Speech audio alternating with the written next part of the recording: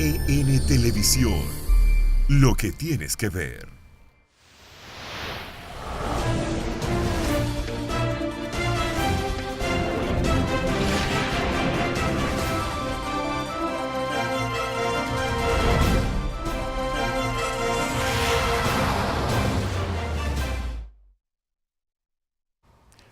Buenos días y bienvenidos todos a esta entrega del día de hoy de Geopolítica. Comenzamos este día en el inicio de la semana laboral, lunes 15 del mes de octubre, mitad del mes número 10. Estamos avanzando rápidamente hacia el final del año. Ya están poniendo música navideña.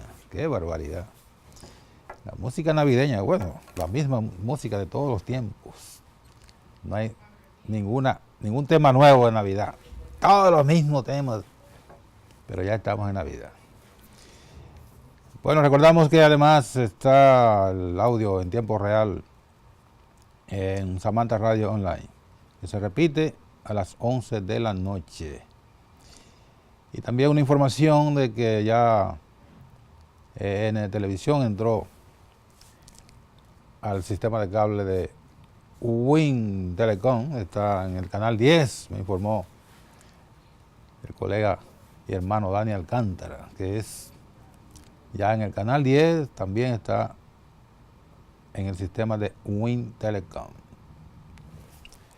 De modo que ya están los principales sistemas de cables,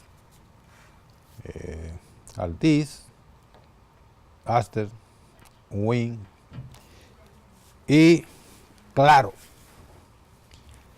Qué bueno.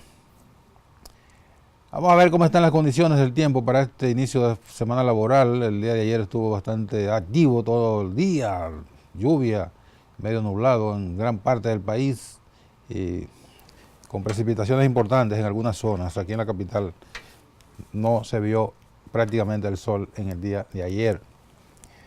Dice Meteorología que una vaguada que incide en gran parte del territorio nacional, sumada a la aproximación de una onda tropical, continuarán provocando aguaceros moderados a fuertes en las regiones nordeste, este, sureste, cordillera central y en la zona fronteriza. ONAMED dijo además que vigila 2 zonas de aguaceros y tormentas eléctricas ubicadas entre África y las Antillas Menores, con un 10% de probabilidad para convertirse en ciclones tropicales en las próximas 48 horas. El Gran Santo Domingo estará medio nublado en ocasiones con chubascos aislados y tronadas y relámpagos. La temperatura, a pesar de todo esto, no está tan agradable porque está entre 29 y 31 la máxima y la mínima entre 22 y 24 grados centígrados, informa Meteorología. Y vamos a seguir bajo los efectos de estos fenómenos provocando aguaceros. Qué bueno que está lloviendo en las zonas donde más se necesita, que es donde se produce la comida del dominicano, los víveres, el arroz, los granos, frijoles, etcétera, en la zona de donde se siembran estos productos. A propósito de productos, en el día de ayer el candidato presidencial,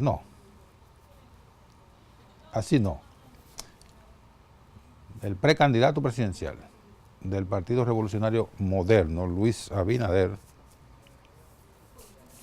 dijo que si gana las elecciones, dice Luis, en el año 2020, en los primeros 100 días, bajaría no lo bajaría él, dice que bajarían los precios de los alimentos en un 30%, específicamente le puso ese número, en acuerdo con los productores colmaderos supermercados e intermediarios. Oigan esto, Oigan esto. Va a bajar los precios en un 30% en un acuerdo con los productores, con los colmaderos, los supermercados y los intermediarios. Él no dijo ahí que va a aplicar ninguna política económica, y los precios son el reflejo de políticas económicas. Son el producto de que si las políticas generan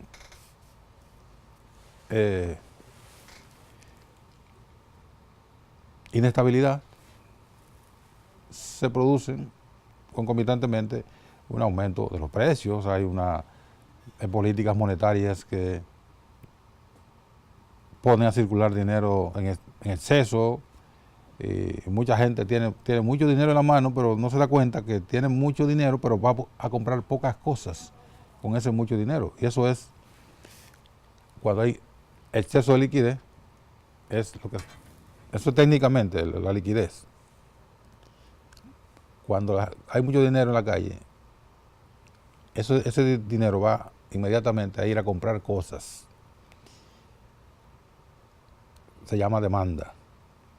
Entonces, como hay mucha demanda, los precios van a subir porque generalmente tiende a haber menos oferta. Y cuando hay menos oferta, los precios suben. Es una parte. Los precios de los productos agrícolas o agropecuarios suben porque, entre otras cosas, pero por ejemplo, él va a incluir a los intermediarios en esta ecuación que plantea. Los intermediarios no son otros que los que van al campo, le compran a los productores, vienen a lo grande, digamos al mercado de la Duarte, a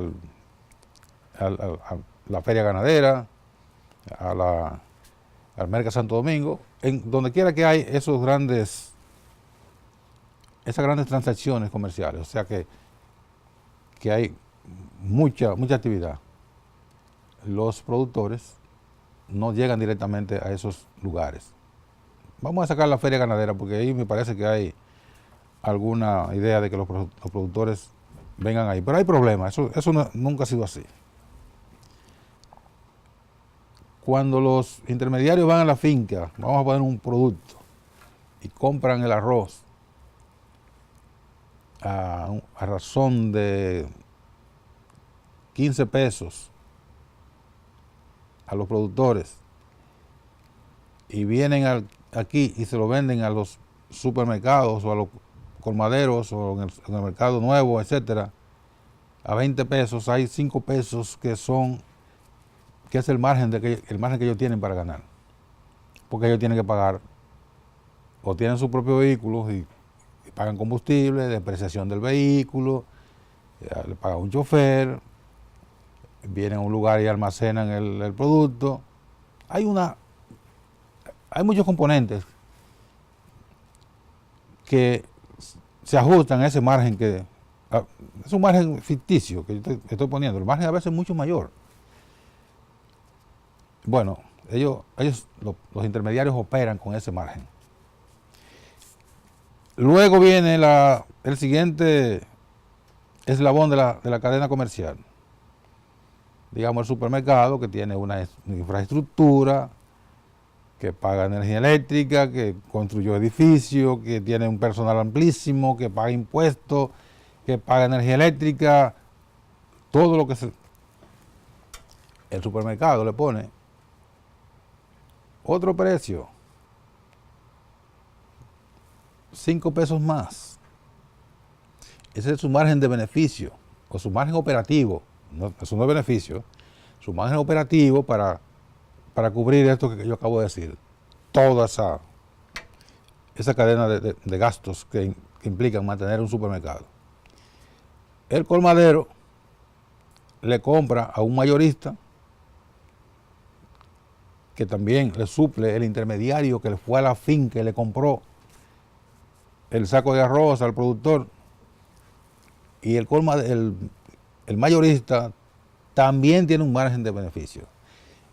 El colmadero, cuando recibe, que es el último eslabón de la cadena, porque ese es el que le suple al consumidor, y lo mismo que el supermercado, tiene también un margen de beneficio. El arroz que salió de la finca a 15 pesos llega al consumidor a 25, 30 pesos, como está ahora por ahí, más o menos. Si Luis Abinader, San Luis, San Danilo, San Leonel, San Hipólito, no elimina esos márgenes de beneficio, de comercialización que hay en esas distintas estaciones en que pasa un producto, no es verdad que va a bajar porque lo diga un político hablando de bonito para conseguir votos. Y no lo puede eliminar ninguno de estos. Por eso, si el candidato no explica que va, además de decir que va a hacer un acuerdo con estos factores que intervienen en la comercialización, si no dice que va a aplicar políticas económicas para lograr eso, lo que está es hablando para que lo escuchen y la gente le compre ese discurso y eventualmente vote por él. Pero eso es mentira. Eso no lo puede hacer ni Luis Abinader, ni lo pudo hacer Leonel, ni lo ha podido hacer Danilo, ni lo va a poder hacer nadie, porque hay factores que determinan el precio de un producto.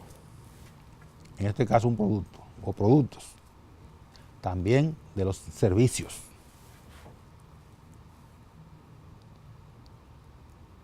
Esos son discursos. A todos nosotros nos gustaría que el arroz anduviera por 15 pesos.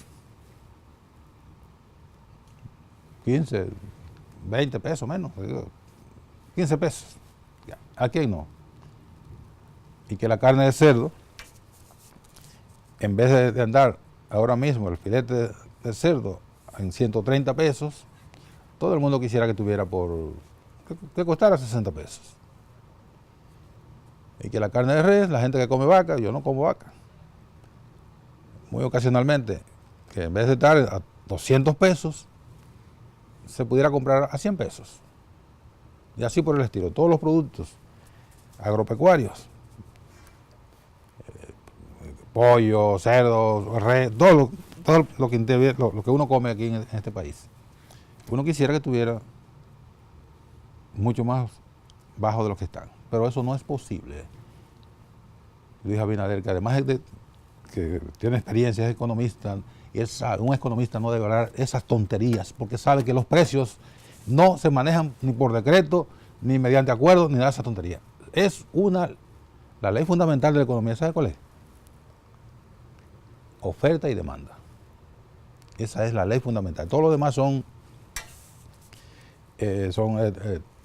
teorizaciones, teorizaciones no. Hablar de teorizaciones son banalidades. Son teorías. Leyes económicas, teorías, pero la ley fundamental de la economía se llama oferta y demanda. Si hay mucha oferta, el precio va a bajar. Si hay mucha demanda, el precio va a subir. No importa que haya en la presidencia de la República alguien que esté soñando de que va a hacer un acuerdo con los elementos que intervienen desde la producción hasta que el producto llegue al consumidor, aquí en la capital, en los centros urbanos, en cualquier lugar, que va a hacer un acuerdo, eso es mentira. Lamentablemente, hay que decirle al amigo Luis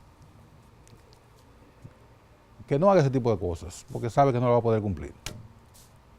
Después, si gana las elecciones, va a venir con las explicaciones. Mira, yo estoy trabajando para cumplir lo que dije, pero no es tan sencillo. Pues sabe que no es sencillo. Pero ya ganó las elecciones, en la eventualidad de que ganara las elecciones. Como dicen los italianos, parole, parole, parole, palabra, palabra, palabra. Vamos a la pausa y venimos de inmediato con más en geopolítica.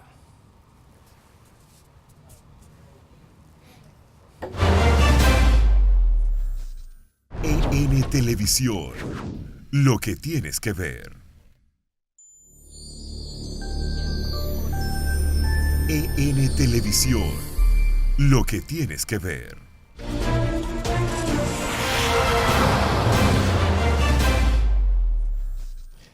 Bien, seguimos en geopolítica de este lunes 15.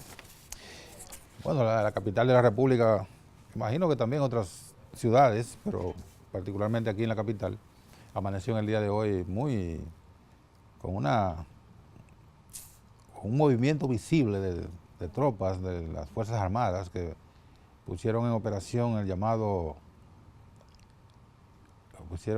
Operación Hurón, en su segunda parte, y todo esto motivado por un movimiento que hay de sectores empresariales del transporte, que no son sindicatos, ya eso se ha clarificado de manera muy precisa, de que estos individuos no son sindicalistas, sino empresarios del transporte.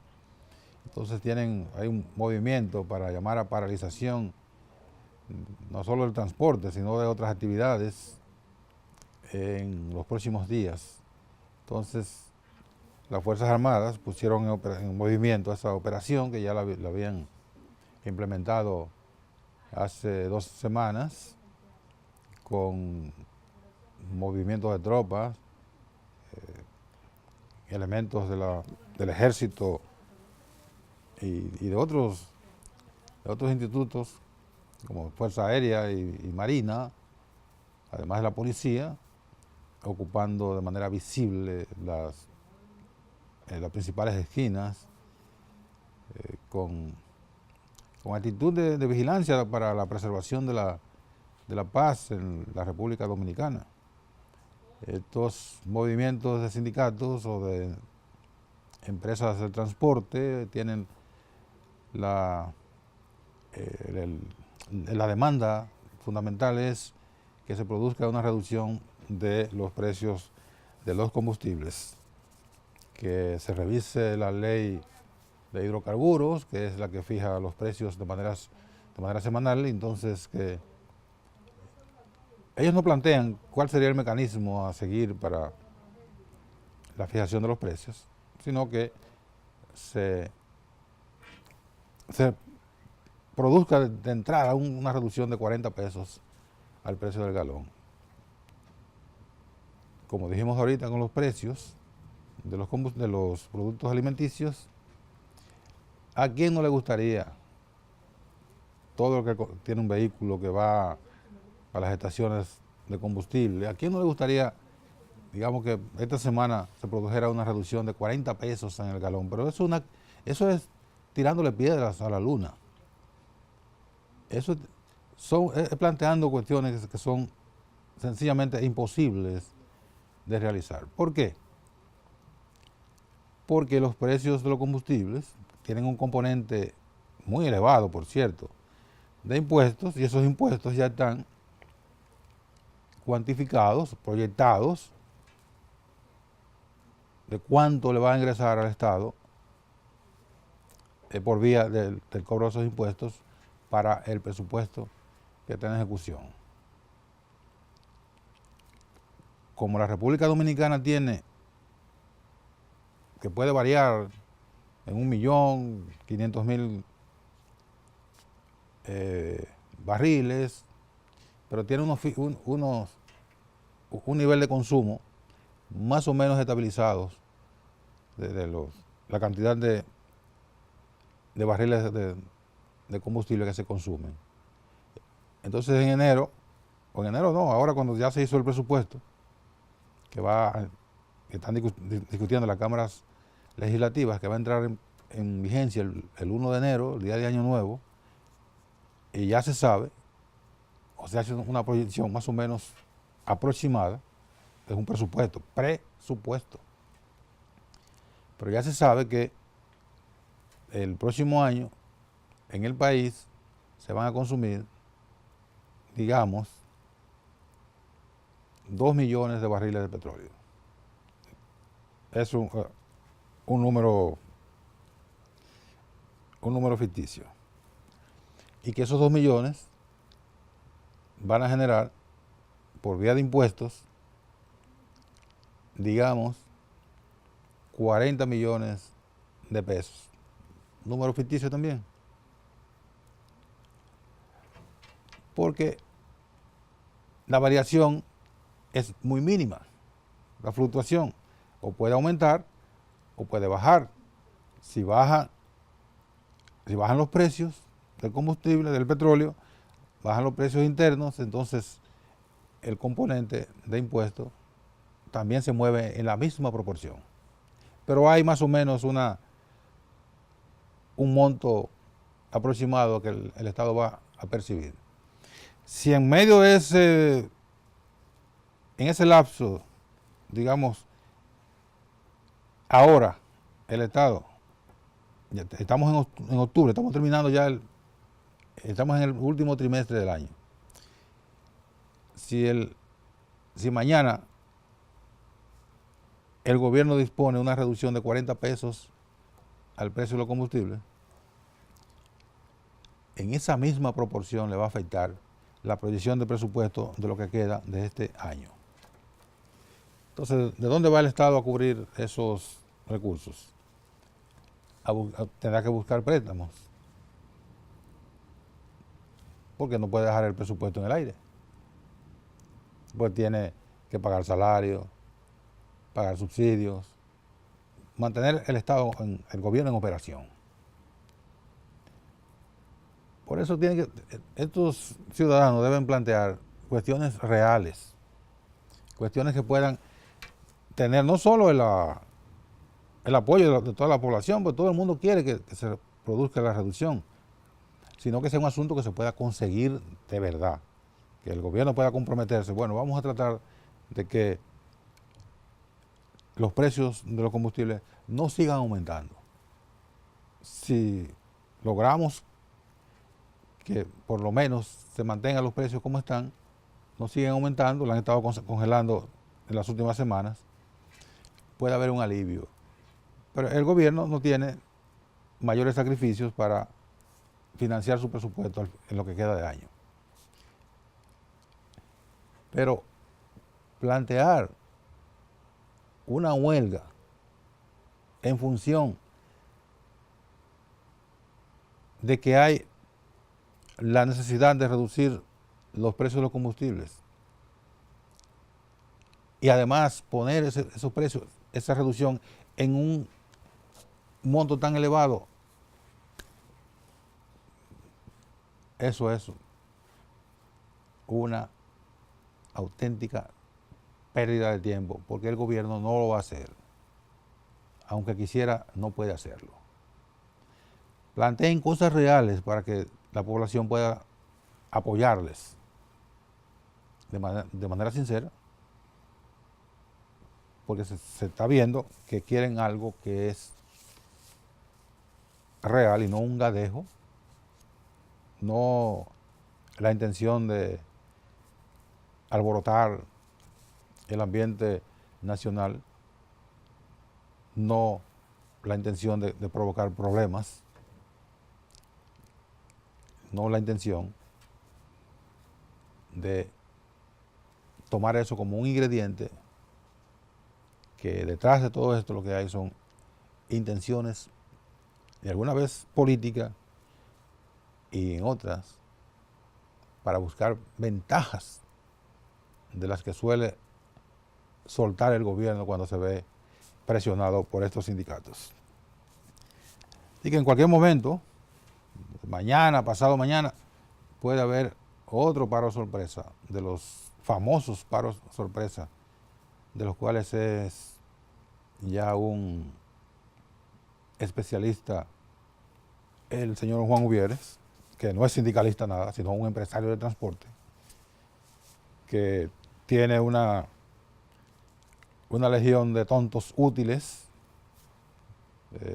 que forman parte de su organización y que se deja manipular por los encantos del señor Uvieres y de los otros empresarios de transporte que se hacen llamar sindicalistas. Una información en el plano internacional tiene mucha repercusión en el Medio Oriente y también en los Estados Unidos, y por supuesto eso va a tener, si no hay un desenlace tranquilo, puede tener problemas, puede generar problemas incluso con la desestabilización de los precios del petróleo. Y me refiero al conflicto que tienen ahora mismo Estados Unidos y Arabia Saudita, que es el principal aliado de los Estados Unidos en el Medio Oriente y es el principal productor de petróleo del mundo. Estados Unidos acusa a Arabia Saudita de haber provocado la muerte de un periodista o desaparición, que todavía está desaparecido, un periodista muy crítico del régimen saudí que desapareció en Turquía y que todas las coordenadas apuntan a que fue una operación del gobierno del Reino de Arabia Saudita para provocar la muerte de esa persona. Entonces, Estados Unidos ha presionado a su aliado y Arabia Saudita ha reaccionado diciendo que si le aplican sanciones va a tomar represalias contra los Estados Unidos. Ese es un pleito entre malos. Donald Trump y sus aliados, los reyes y los príncipes de Arabia Saudita. No se sabe cuál de ambas partes es peor, pero los dos son peores, como dicen los mexicanos. Vamos a ver la reacción de Arabia Saudita ante la presión de los Estados Unidos.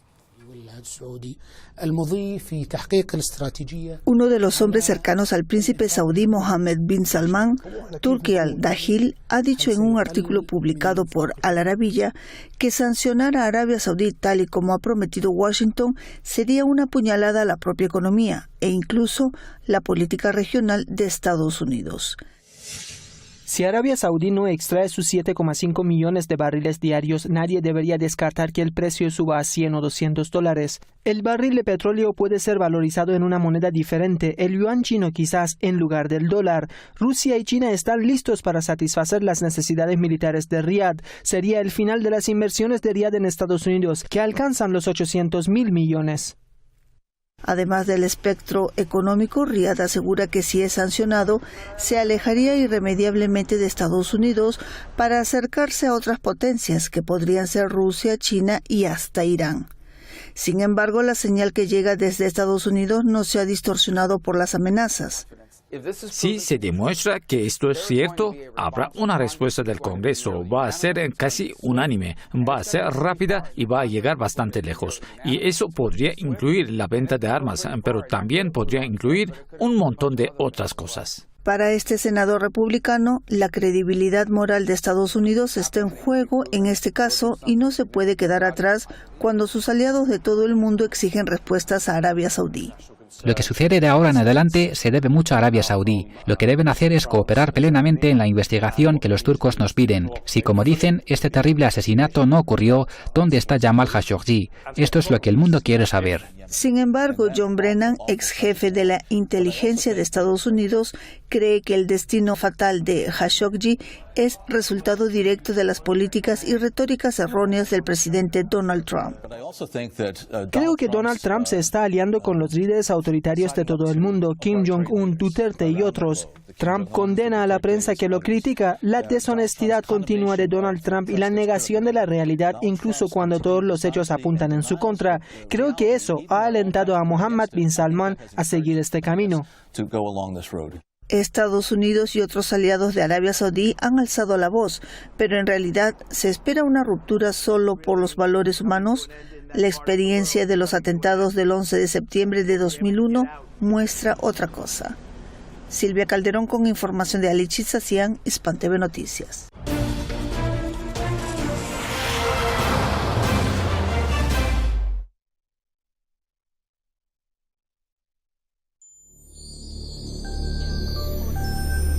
EN Televisión, lo que tienes que ver.